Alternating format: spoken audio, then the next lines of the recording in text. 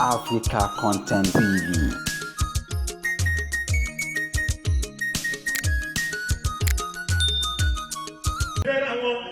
Okùn ẹbí tó bá já wẹ́dà kan ò lè jó kọ́lọ́run fọ̀run kẹ́ mórí ọmọ ìyá bàbá mi ìyá máa ń gbọ́ ọmọ gẹ̀gẹ̀ ni mọ̀mọ́ ògbé mi sílẹ̀ kéèyàn kọ́kọ́ tọ́jú mi mórí ọmọ ọ̀run rẹ̀ bí ò gbàgbé oko ọ̀làdó lọ́nà ẹ̀rúgbàbú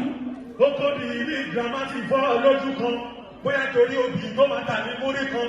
ìyá yìí tún padà sóko ẹ̀dá tòun tọkọ ní orí mi máa ń wú tó bá pè mí lọ́kọ mi ọjọ́ orí jẹ pẹ̀lẹ́jọ́ orí mímu màmá máa rò pàpẹ̀lẹ̀ fọ́ bọ́kọ̀lù ẹ wò omi odò la máa mú lábúlé àdó lábúlé òjìnà sí Ṣàgámù àpàdà sóko ní mọ́tò jáàmù ìyá ìwà pariwo pé dání láre ọmọ ọlọ́mọ ni ẹ bá ń dé ọjọ́ ẹni mo mọ̀ bóyá ikọ́ lóbìnrin mọ́ rí ọmọ sí ìdílé rárá tó díje ó lára òdìgbò ṣẹ́ o tó bá ní ìyá láyé ìdákun tọ́jú wọn tó bá sì fi girama láyé kò máa tọ́jú wọn ọjọ́ lè bí àná ìgbà tí kù ìwọlé dé ìyá ìtìrí kú ló ṣe ní ìbòdè náà kójú mi máa bá níbi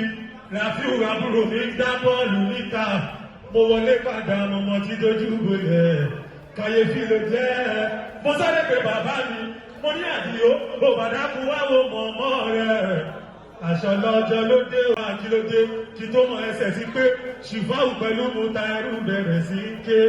wọ́n ní pé wọn ò lè sí màmá mo ní kí ló dé wọ́n ní ẹ̀bí ò jáde tán kò fẹ́ fi mí sílẹ̀ lọ́nìí ọjọ́ kìíní lọ ìkejì lọ ọjọ́ kẹta mọ́rí ẹ̀dágbére fáyé.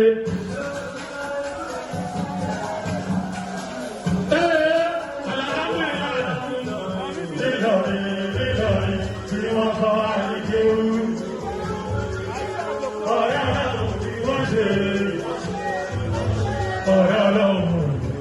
tó bí wọ́n fẹ́ ní dùgbẹ́ ọlọ́dún tó kọjá ó tún rá dùn yìí adùn yìí máa dùn dùn owó ọ̀pọ̀ láti ẹ̀sìn ìlọ́lọ́run yìí kò lórí tó fẹ́ ní kánò ṣèbí wọn lọ wà lẹ́yìn ìwọ̀n ló dún lẹ́yìn ó dún ràmúràmù ó dún kàmúkà ìwọ̀n ló jẹ́ ṣe lásán ìwọ̀n ló jẹ́ kí iṣẹ́ sàn ó jẹ́ wọ́n máa tẹ́lẹ̀ rẹ̀. Alhamdulillah, alhamdulillah, alhamdulillah,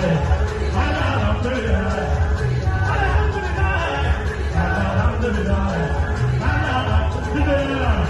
alhamdulillah. Mo dúpẹ́ Ọlọ́run ọpẹ́ ní ìgbéwọ̀ Ọlọ́run èmi lọ́mọ àtàpátá ti dé mo mọ létí mo ti jáde